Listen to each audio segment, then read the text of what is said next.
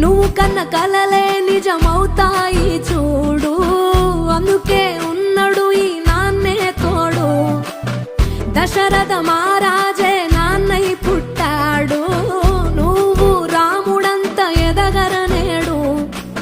చరితలు ఎన్నడు చూడని మమతల గూడే వీధిరో, సంపద అంటే ఏదో కాదురో, ఇంతకు మించి